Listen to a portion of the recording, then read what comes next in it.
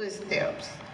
Yet, we'll hush our mouth while watching them sink into their lowest depths, shaking our heads, but yet claim to be spirit led, living, but watching these youngsters come up dead. In my city, we'll join a force to drive a person insane, not concerned with their mental pain. We just like internet fame. And yeah, that's real lame. Better yet, the fact that we claim to love one another, I'm guessing that's the game. Deeply envying the life of the next, not realizing that God gave you was for your best. In my city, pain becomes the new joy. Relationships are unreal, and you can't tell the difference in a girl or a boy. Everyone in life nowadays is a decoy. We challenge the real, but accept the fake. We backstab one another, yet scream stay awake. We promote what's bad, yet we can't come together for the good. But Shreveport, we are Shreveport no matter what hood. As I end that, I would like to take you all into, right now we're about to vote. We've been voting, early voting been going on. And with early voting going on, we as a people need to understand why it's important for us to go and vote. So hear me out. Being in this world before having a chance to demand to be treated as a man.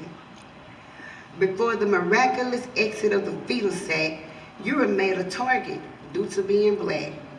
Targeted in ways that enslaved our ancestors back in their days, yet acknowledging the ways they paved.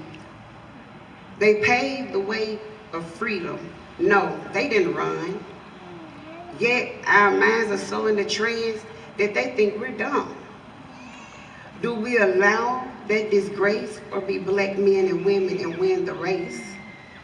The race to save us, united as one, to show that unity can be done.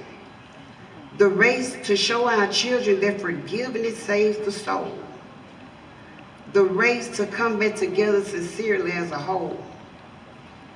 Our people have been beaten, starved, even raped and murdered. They experience things that we can only imagine. Some things even go as unheard.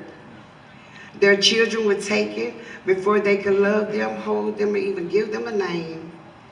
Our people were buried in holes, no graves or no frames. They were left in tunnels, dried to skeletons, chained and starved. But yet, we as people don't see the path that they carved. We fight, we shoot, and we despise the next woman or man, not realizing we need one another's strength to stand. Yes, ma'am, yes, sir, you do need a hand, because united we stand in the face of any man.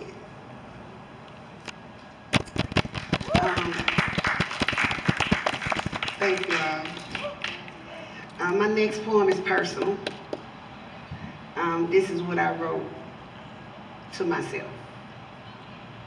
With stripes on my soul, I stand with strength, knowing that with God, this too is extinct. From the bills on the table to mentally not being stable, or even mentally disabled, channeling every channel on the cable, standing as a woman of stone, because no, I'm not alone. Neither were I made a clone. But see, this is what I be on. We need peace in our streets. Our families, they need food to eat. We need our men to be men, not the ones that pretend to love but break a woman again and again. We need our women to be women, yes, us too, because we should know how to stick together like adhesive glue, to raise our families and save our communities. But this is a new level of thinking, and this is our destiny. We must fight to win. No, this fight doesn't end. From generation to generation, we must save our nation. I know I'm not the only one tired of this legal segregation. Shreveport, Shreveport, this is systemized temptation. Ooh. Thank you all. In the midst of this, I would like to also let everyone know that we cannot do nothing by ourselves. Everything that we do go through God. Without God, we are nothing. I want to take you all into my inspirational me. Thanking God for my good while being grateful for my bad. Realizing that life is a blessing that some never had. Yes, there have been times that I didn't feel too blessed, simply thought of my life as a mess, not realizing that God puts his strongest soldiers to the toughest test. It took some time for me to reset, be thankful and never forget nor regret the pains I've experienced because yet I was a man-made, so man can't break me. The person within me had to face the real reality that God saw fit to see the very best in me, which is why I give him all the glory for never dimming the light on that diamond in the rough, little old me. Remembering those days when I felt defeated because my mind wouldn't let me win. Those days when I didn't see the beginning to even think of an end. The times my struggle was greater than my hustle, when the bills and food wanted to tussle. Yet to win that fight, it took every muscle, while fighting depression was my biggest lesson.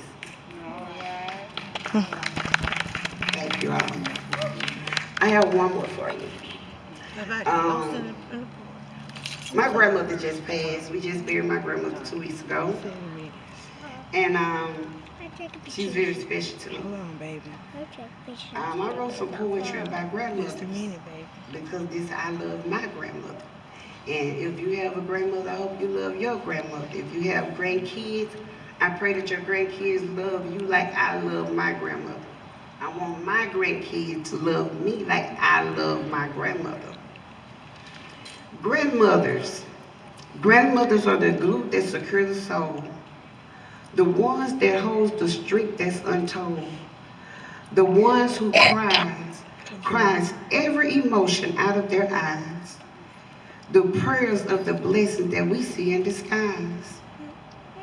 Never knowing who talked to God and who asked him for favor. Realizing it came from grandma or maybe grandpa whose love never wavered. They never walked away nor turned their backs on you. Even when you was angry, acting the ways you do. Showing that love can be unmeasurable through and through. They see in your flaws but never put up barricaded walls. Leaving themselves always open to call. Just love them and care for them like I love mine, that's all. Thank you all for having me.